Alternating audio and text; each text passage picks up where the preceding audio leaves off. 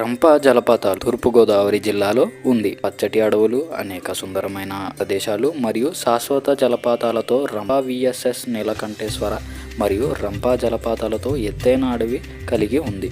శ్రీ నీలకంఠేశ్వర వాన విహార స్థలి తూర్పుగోదావరి జిల్లా రంపచోడవరం గ్రామం నుండి 4 కిలోమీటర్ల దూరంలో ఉంది. కోరంగి మంగళవనం కాకినాడ నుంచి సుమారు 15 కిలోమీటర్ల దూరంలో కాకినాడ యానం రోడ్డుపై ఉన్న కోరంగి వన్యప్రాణి సంరక్షణ కేంద్రం ఆంధ్రప్రదేశ్ రాష్ట్రం తూర్పుగోదావరి జిల్లాలోని చిన్న గ్రామం కోరంగి పేరుగా పిలువబడుతుంది. ఇది గోదావరి మంగళయానాల భాగంగా ఈ వనాన్ని 5/7/1978 GOMS నంబర్ 484 ద్వారా వన్యప్రాణి సంరక్షణ కేంద్రంగా ప్రకటించారు. దీని విస్తీర్ణం 235 చదరపు కిలోమీటర్లు. సర్ ఆర్థర్ కాటన్ మ్యూజియం 1988 ఫిబ్రవరి 25న శ్రీ నందమూరి తారక రామారావు గారి చేతుల మీద ప్రారంభించబడింది. గోదావరి నదిపై ప్రాచీన కాలంలో సర్ ఆర్థర్ కాటన్ నిర్మించిన ఆనకట్ట ద్వారా తూర్పు పశ్చిమ గోదావరి జిల్లాలో భూములను సారవంతం చేసిన విధానాన్ని ప్రజలకు వివరించడమే ఈ మ్యూజియం యొక్క ముఖ్య ఉద్దేశం. ఇక్కడ అనేక పురాతన మెడల్స్, యంత్రాలు ప్రదర్శించబడతాయి. ముఖ్యంగా పాత ఆనకట్టలు నిర్మించబడడానికి ఉపయోగించిన యంత్రాలు.